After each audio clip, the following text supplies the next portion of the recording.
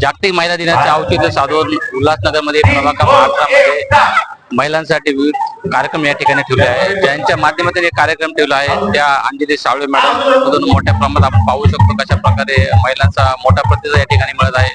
आपल्यासोबत उल्हासनगर महानगरपालिकेच्या नवनियुक्त महापौर अश्विनी मॅडम सुद्धा आहेत. आपण त्यांच्याशी बातचीत करूया. पहिले तर सर्वांना जागतिक महिला दिनाच्या हार्दिक शुभेच्छा. अंजली साळवे ताईंनी मला बोलवलं त्याच्यासाठी त्यांचं मनपूर्वक धन्यवाद.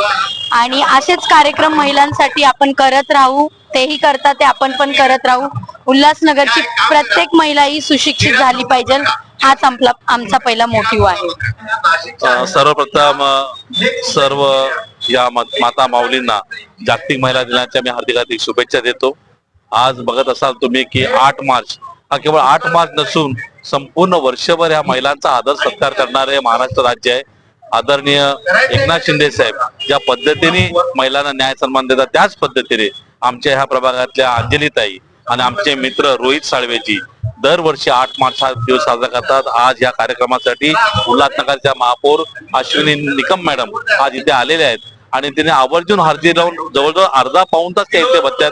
कारण का हा जो महिलांचा उत्साह आहे आणि एक महिला म्हणून त्यांच्या ज्या व्यथा आहेत किंवा त्यांचा ज्या सन्मान आहे तो करण्याची संधी त्यांना मिळते. एक तरुण महापौर या ठिकाणी आज संपूर्ण उल्हासनगर शहरामध्ये ज्या पद्धतीने काम करतात त्या प्रत्येक महिलेला हेवा वाटतो की आपल्या प्रभागामध्ये महापौरांनी यावं.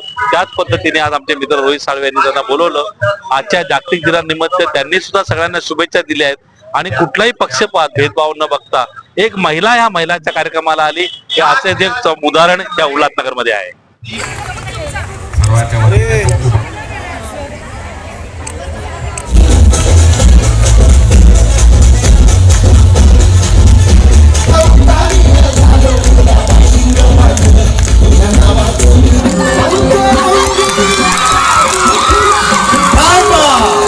थांबा